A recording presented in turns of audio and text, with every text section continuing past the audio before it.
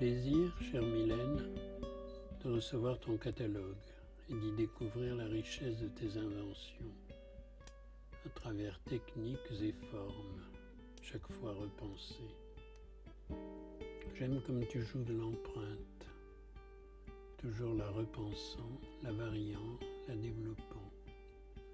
Je crois que tu as créé là une expression nouvelle, qui tantôt double et tantôt dédouble la forme, en y intégrant l'espace, manière tout à fait originale d'en faire émaner la présence, et donc l'invisible. Cela m'a frappé, surtout ému, en regardant, page après page, les habitants de ton catalogue. À bientôt, je t'embrasse.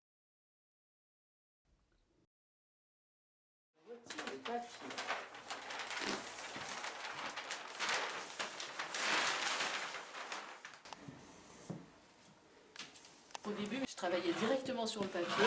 Je ne savais pas trop comment le solidifier. Donc j'ai d'abord collé sur du bois. Et puis ça ne me plaisait pas trop que le support soit rigide en fait.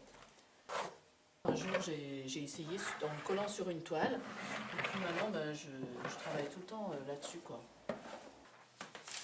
J'en colle mon papier à sec, ce qui fait qu'il va se froisser.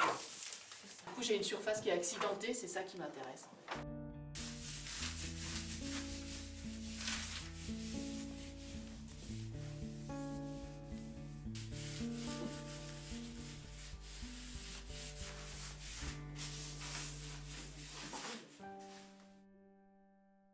À 20 ans, il n'y a pas la peinture. Je pense que quelque chose de fondamental, en fait, c'est ma rencontre avec Pierre Leloup, qui est peintre, quand je le rencontre. Je voulais faire les beaux-arts quand j'avais 16 ans, arrêter l'école, parce que j'imaginais cette vie-là, je voulais une aventure de ma vie. C'est quelqu'un qui s'est construite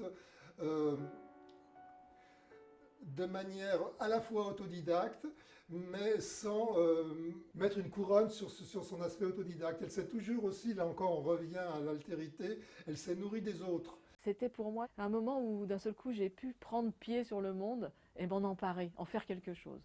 Alors que je pense que j'étais très à le subir, en fait, comme voilà, j'étais loin, c'était tout, et voilà, j'y étais pas, j'étais pas au monde en fait. Elle regarde, elle s'interroge, elle s'intéresse aussi bien à la littérature, à la philosophie qu'à la peinture, et elle fait son chemin tout seul. Mais c'est un lent travail, quoi.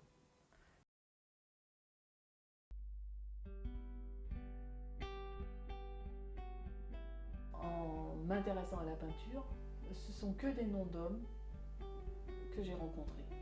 Et c'est magnifique, hein, c'est des peintres magnifiques. Et quand j'ai rencontré un corps de femmes qui peignaient, donc Artemisia, ça a été très important de me dire que à cette époque-là, qu'une femme était déjà capable de faire aussi bien qu'un homme, de devenir peintre, quoi. Pour moi, c'était, comment dire, une grande sœur, quoi, ou une mère. C'est-à-dire dans le passé, pour moi, c'était une pierre.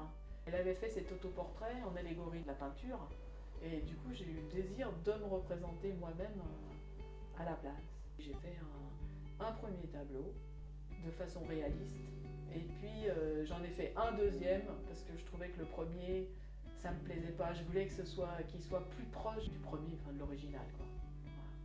Voilà. Le corps est en premier plan, donc il y a quelque chose d'osé, il y a quelque chose même de se servir de son corps comme ça. Enfin, c'est oser sur soi-même, hein, pour le faire. Et j'étais portée par elle puisqu'elle l'avait fait avant. Portée par elle, je pense que c'est ça. Le trou de serrure, c'est pour voir dedans. Donc c'est pour voir de l'autre côté. C'est pour voir quelque chose qui, justement, est caché. J'allais chercher derrière moi-même. C'est un dédoublement comme ça. C'est comme enlever une peau de vêtement. C'est ça le trou de serrure, en fait.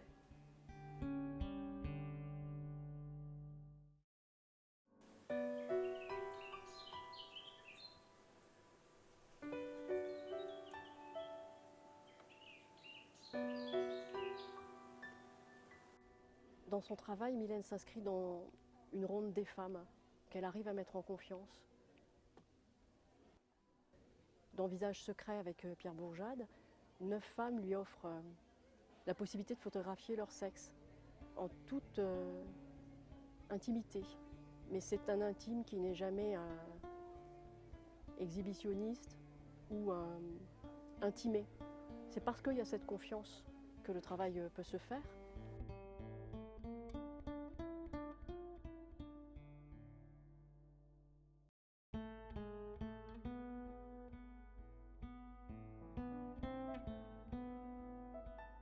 Grandes femmes avec des robes très longues. Ça. Et d'un seul coup, je me suis dit, mais ce sont les vierges et les statues de mon enfance. Ces femmes en majesté. Voilà, ces femmes, elles ne sont jamais soumises. Ce ne sont pas des femmes soumises, ce sont des femmes qui existent, qui sont là, qui sont d'une liberté. Et ça, justement, c'est ça qui change le monde, de montrer autrement les femmes.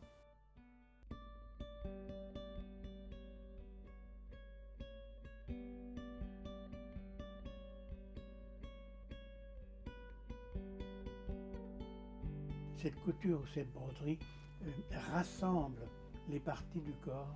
Et quelquefois, ça les isole, ça détache certaines parties du corps. Et dans d'autres cas, ce sont des points de suture. C'est-à-dire qu'il y a une blessure, il y a un déchirement et il y a une cicatrisation qui se fait dans le dessin par l'utilisation de la couture. Mylène montre le corps avec le mouvement qu'elle a de vivre et de marcher. Donc le corps est très dansé, ça bouge.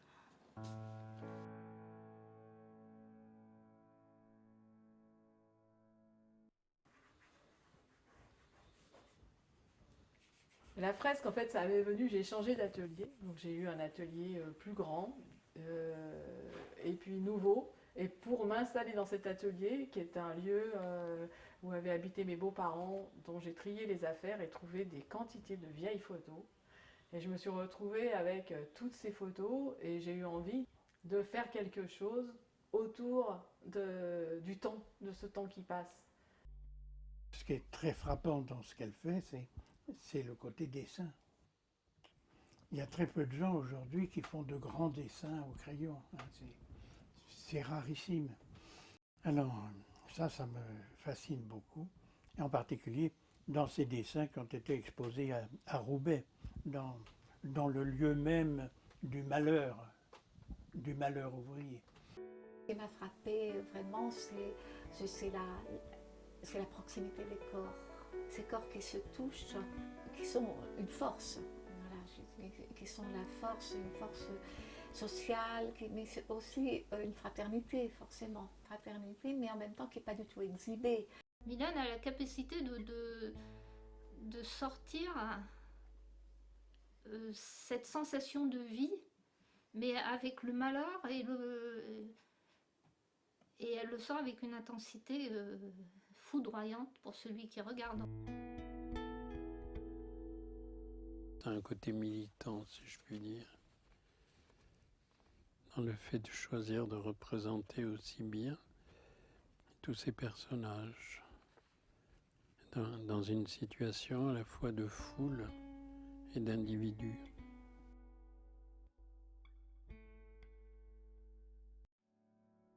Le fait de travailler avec des modèles, d'être vraiment avec des gens, il y a quelque chose que je saisis du réel qui m'échappe en fait complètement, qui le rend beaucoup plus riche.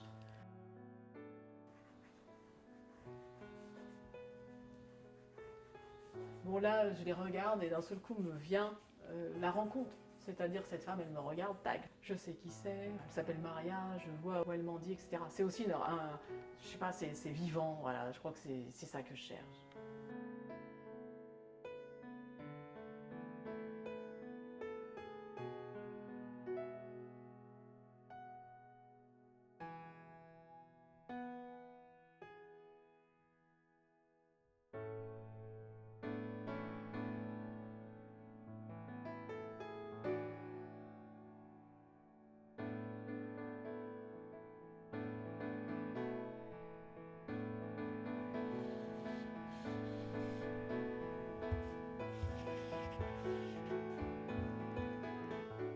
fait le travail avec des femmes, avec une fresque de 15 mètres, un grand dessin.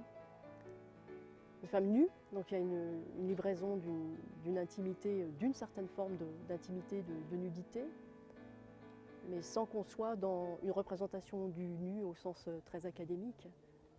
On est avec des éclats de rire et des rires qui font quasi effraction, précisément par rapport à cet académisme où rien de tout ce travail n'est narcissique. C'est un travail généreux. Là, ce sont vraiment des femmes dans la réalité, hein, la réalité de leur corps, mais différentes réalités. Hein. Il n'y a jamais le même corps. C'est incroyable. Il n'y a pas le même corps, il n'y a pas le même sexe, jamais. Il n'y a pas les mêmes seins. C'est aussi différent que leur visage. Elles sont toutes avec un grand sourire et c'est ça qui est magnifique. C'est le triomphe de la vue sur ce passage du temps.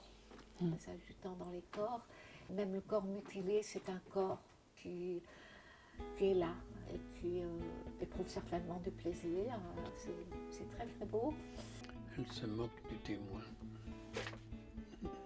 C'est ça.